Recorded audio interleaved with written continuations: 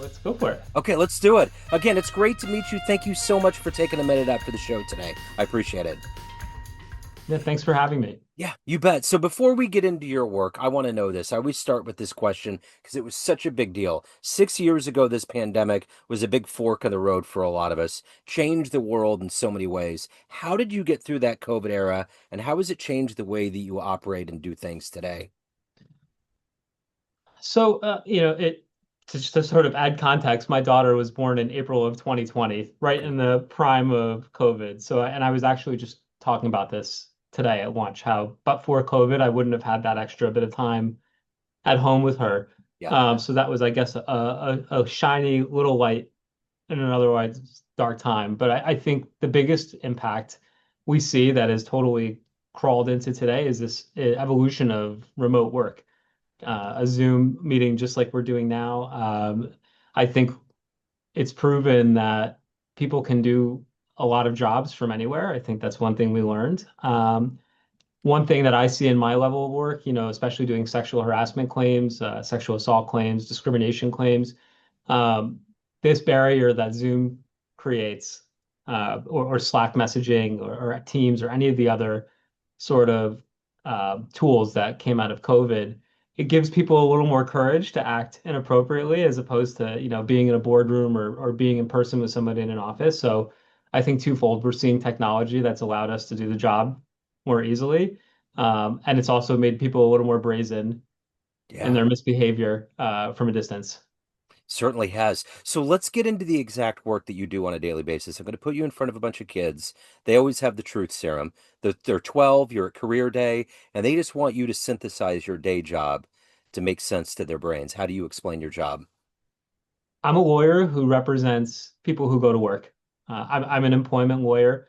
I only do employee side work, which means I only represent people who are individual employees, whether they be working in restaurants, whether they work in hospitals, whether they work as executives for companies or in the entertainment world doing music or TV or film or anything like that. I represent those employees in discrimination matters, sexual harassment, sexual assault, and whistleblowing cases. So I'm 53. My initial foray into like corporate America and company life was in my early to mid 20s, and this would have been late 90s. There was probably at the two or three places that were seminal during those times.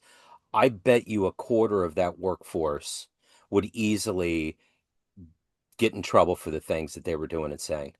And the reason why I bring that up is that, the jokes were offhand. I had a guy at an interview one time flat out ask me how old I was. I heard and saw things, and just there was things that were going on that were unreal. So the reason why I'm asking you this is I noticed around the Me Too movement when things started kind of heating up and the Weinstein thing started happening, that all of that behavior was starting to correct itself. It wasn't going to happen anymore, and there was kind of a level of that was going to go away. When did you start seeing kind of this uptick of, legal proceedings and maybe companies getting way more cognizant of what they were doing? Pretty much immediately, I think there has been incremental progress for sure. There has been changes. I think what gets lost, especially when I'm dealing with attorneys that work for companies and employers or phone companies or anybody on the employer side, is that progress is a continuum, right? It has to keep happening. There's no finish line here. And while we might have shined a light on bad behavior because of the Me Too movement, there still exists this sort of predatory atmosphere, especially in the entertainment world, where people in positions of power, exploit, junior people, entry level employees, and that behavior often runs afoul of the law. That culture is still there Yep. in the workplace. That has not changed. But we do start seeing more regulations and rules and oversight after the Me Too movement, for sure. I think in 2017, 2018 is really when I think it became less of a cowboy feel, less rodeo, and a little more organized in companies, but still have a lot of altitude to climb. Yeah, absolutely we do. So let me ask you this. When you were at that 12 or 13-year-old career day stage, what did you want to be when you grew up? What was your dream gig? Lawyer. Okay. And I wanted to be a lawyer since I was, I think, maybe 7 or 8. I saw the movie Philadelphia with my Wow. parents in the movie theaters, and I thought to myself I was going to end up being a courtroom lawyer one point or another. Yeah. Bruce Springsteen is in the news all the time, but I love that theme song. Like, I don't hear a lot of really good new material from him, Right. but that was a wonderful theme song, one of the best from a movie. Oh, absolutely. The synth and the synth pop, and we see that coming into new music. I know we could talk for hours about that, but a lot of the old stuff is becoming a lot of the new stuff. Yeah, isn't it You weird? know, I It, love it. it's just like vinyl. Like, I remember a few years ago, they were like, if vinyl sales didn't happen, the music industry would be in trouble. And then even tapes are coming back now, which Right. I get vinyl, but tapes have a shelf life. I mean, they're going to run out, you Yeah. know? Yeah, totally. So it's wild. So take me back to your childhood. Are you originally from New York? So I was born in Poughkeepsie, New York, which Okay. is Hudson Valley, about an hour and a half, 2 hours outside of the city. Okay. I moved to South Florida when I was in fifth grade. My dad relocated for work. My mom was a nurse, so she was able to find a job in Florida. I stayed in Florida until I dropped out of high school, ended up leaving for the Navy and being stationed eventually in San Diego. Got out of the Navy and then did college and law school in New York City and DC respectively. Then came back to New York once I finished law school. So what were you seeing around you growing up? What were the seeds that were planted that made you want to get into law? And more specifically, this brand of law where you're helping bring justice into the workforce. I think that seeing the movie really shaped my belief system about taking a stance, and things being right and wrong. And I think my parents always taught me to have a moral compass. I think the people who know me the most would describe me as somebody who's always felt very strongly about fairness and doing the right thing and honesty and integrity. Uh, and I think that started from a very young age. My parents taught me to be honest and have integrity and be fair in every situation. And I think the more I learned about lawyers as a kid, and the more I continued to feel like somebody who thought that they should stand up and speak out when something wasn't right, the more interested in being a lawyer I was. Now that, I hit sort of a fork in the road because I was, smoking pot and skipping school in high school, which is a big barrier to becoming a lawyer. Yeah. But once I joined the military and got that discipline and continued to sort of grow and develop as a person and then get into leadership roles, it became almost a non-negotiable for me. It was a matter of when, not if. So who's been that inspirational force? Who's been that hero for you in your life that's allowed you to do this work and to evolve to where you're at today?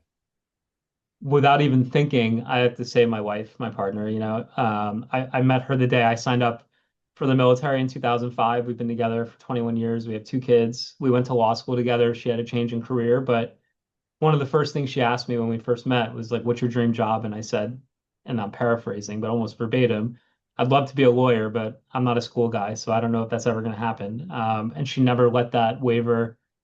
She pushed me at every turn to pursue that opportunity. And so, yes, I did the work and I did my part, but I have to 1000% credit her with being a driving force there.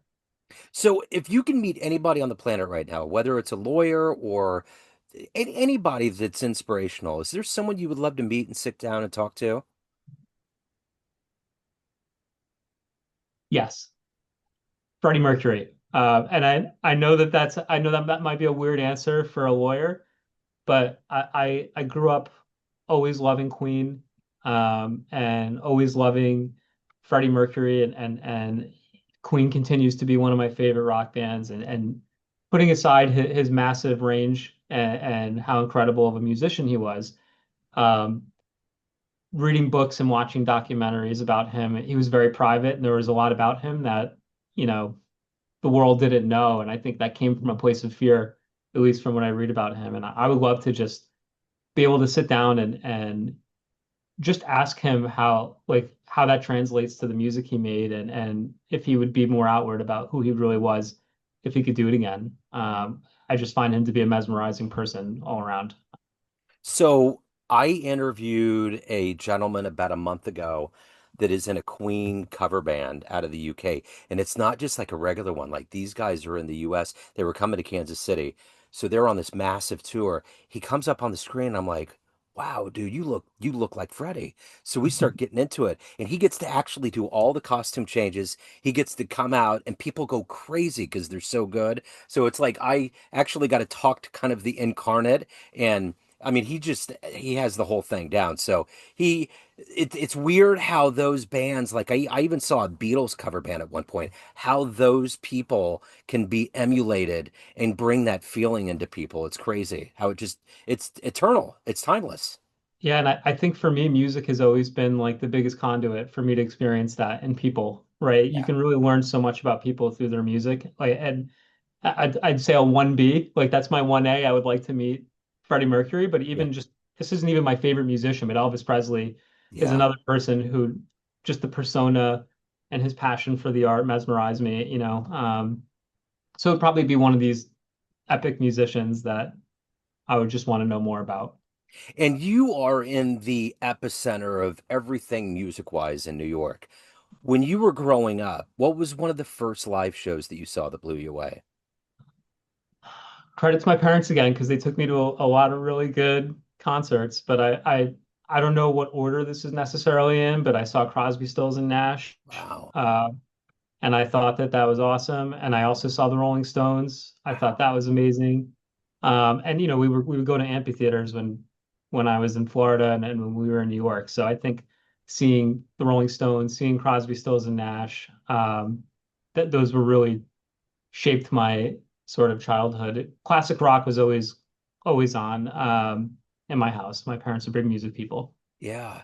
So being in this world of sexual harassment and things that are going wrong because workplace can get really ugly.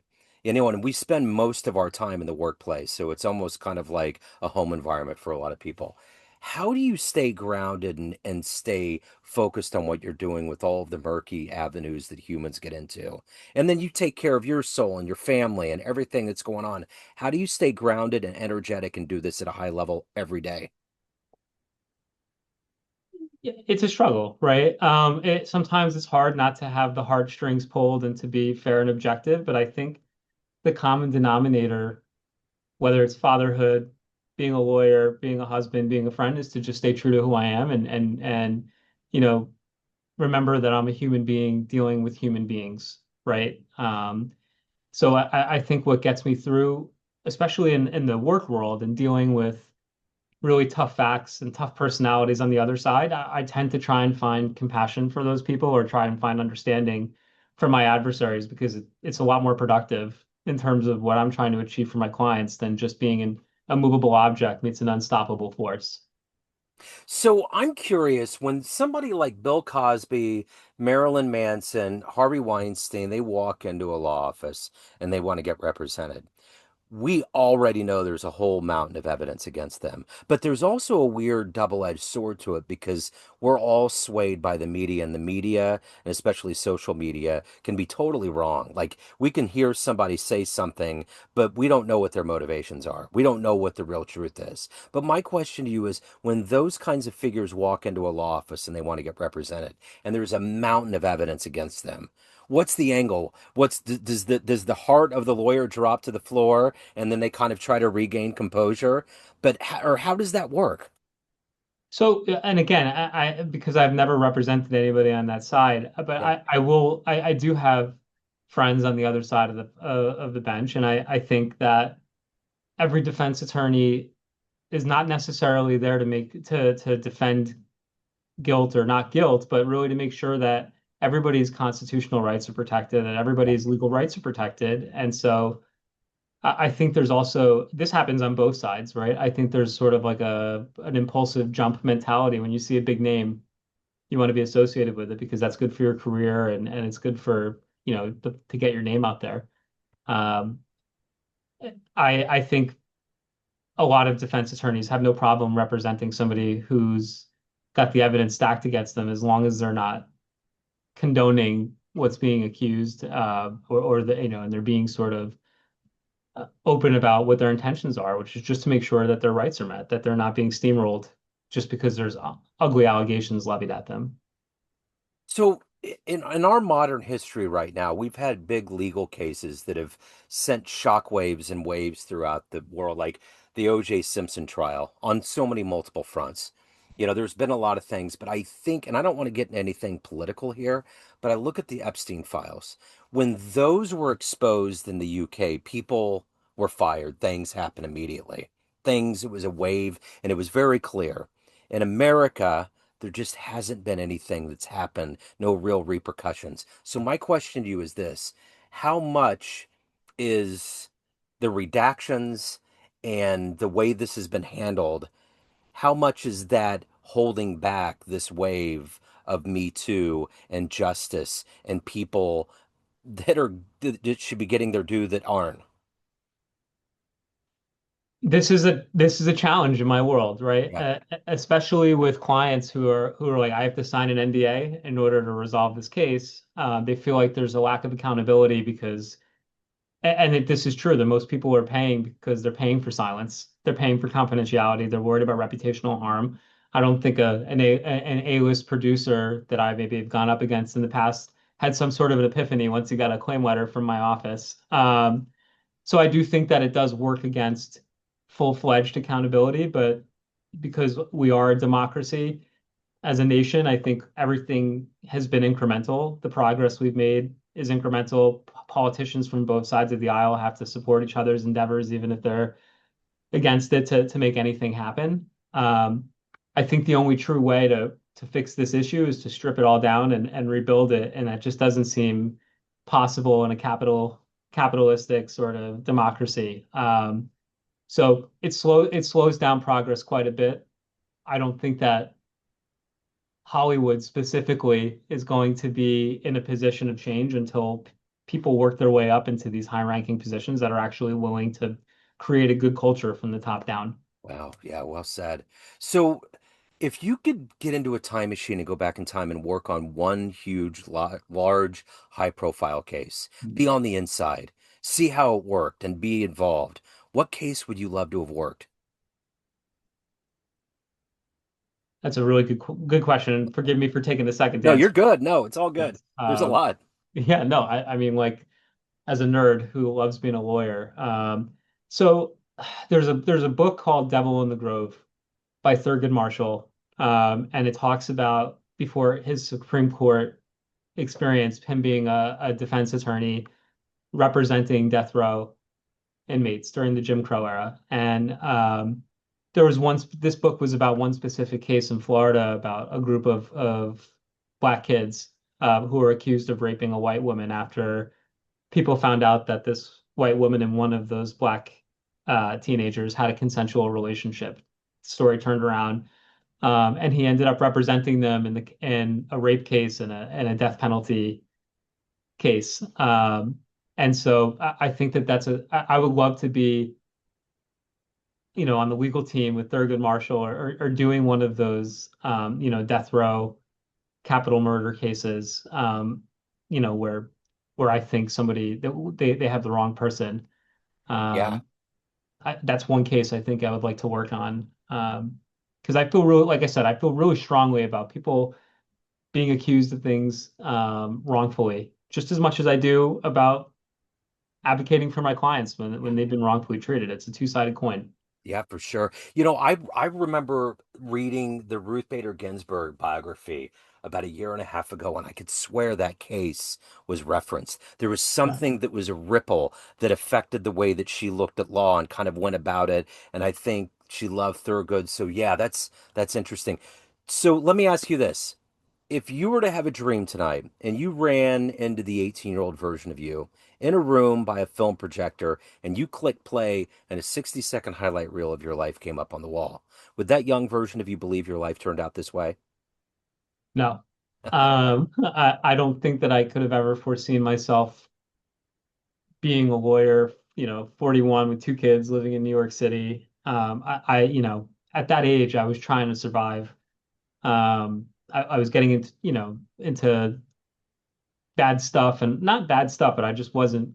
at that time being productive and being as ambitious as I am now.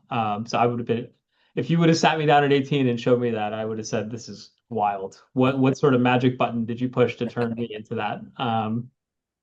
So, aside from your family, when you look at that highlight reel, what are you the happiest about? What are you the proudest of? Right now, today, Yeah, when you look at your life, like what is it that stands out? being a parent, my kids, um, I'm biased, of course. I like every parent. I think my kids are the greatest thing since, sliced bread. But like my son is not two yet. He's still learning how to talk, but my daughter is 6, and I see that she also has this really strong moral compass, and that she stands up for what she believes in, and she won't be, she sets boundaries, and she's just such an empath and such a kind-hearted person, and that makes me proud because it shows, I think, my wife and I's work in instilling these principles in her, to be fair, to be honest, to speak up when you think something's wrong, and to take pride in that. And she's doing just that, and she's 6 years old, and that makes me really, really proud. When I see her thriving, it makes me proud. Yeah, for sure. So let me ask you this. I want to get to the marrow in your bones here. Everyone has a perception of you, family, friends, clients, colleagues, but you run the show. What we see, you run. What's your perception of you? Who do you think you are? I consider myself to be a person of service. I think that I'm a somewhat spiritual person, and if I had to tap into that part of me and I had to think about what my purpose was to be brought to this earth, it would be, I think, to help people and to serve people who can't necessarily stand up and help themselves without a little bit of help from somebody else. And I think across the board, my colleagues, my kids, my wife, my friends, my family, I think that's how they would probably describe me, as somebody who is just somebody's there to have somebody's back. So I think it's safe to say that we're living in pretty unprecedented times right now. There's some scary stuff going on, whether it's legally or politically. Darkness. I'm motivated by the dark things I see happening in this country every single day. And I know that I'm not big enough to fix all of the country's problems and the world's problems, but I know grassroots that I'm making a difference by fighting for every client that I have. And even if it moves the needle a fraction of a fraction of a fraction of a centimeter towards progress, then that gives me all the hope in the world, right? Every time I pull an employee out of a bad situation and help them transition into the next chapter of their life where they can get some closure from a very traumatic situation, it gives me hope for the next client. So yeah, I'm usually motivated by the bad things that happen to do good things. So I want to tap into one more kind of time machine lawyer nerd question here. Yeah. If you could go back in the history of time and watch an event happen that became a huge court case that still to this day has a level of ambiguity over it, and you could watch that event happen, whether it was a quote unquote To Kill a Mockingbird scenario that Harper Lee came up with, or something along those lines, and you could watch what happened. You could be like, behind in Brentwood when the OJ thing happened, somewhere where you could watch what actually happened that we debated and we've debated for decades about. What would you want to see that would give you closure on a court case that's still a little bit foggy? Um, yeah, I mean, I think if unfair question to make me pick one because I'm a No, nerd. you can, no, we could No, round I'm table kidding. it. You can start. Um, yeah, I mean, the one that jumps out to me is, again, the Thurgood Marshall case. Yeah, I think a lot of any of these infamous cases during the Jim Crow era, Rosa Parks, or these death row cases where people are not exonerated, and I would love to be there. I would love to have gotten to the bottom of what really happened to JFK. yeah, I would love to have um, seen the event that precipitated Roe v. Wade yeah, from the sidelines. I mean, any of these civil rights cases really, um, I would love to have been a fly on the wall. And of course, the Philadelphia case, that yeah. the case that became the subject of the movie, and ironically, not only that motivated me to become a lawyer, but to do that exact same sort of work now. Yeah, Um, I think if Tom Hanks could motivate me that much, I wonder what actually being a fly, fly in the office where that guy worked would actually be. absolutely. All right. So if anybody has any questions, they want to hire you, any of the good business, where's the best place for them to go? So, I mean, Phillips and Associates is my firm. And if you Google Phillips and Associates, I'm the only Jesse who works there. And my last name is Weinstein. You would be shocked how many people in the Me Too world find me because they're looking for a Harvey Weinstein lawyer.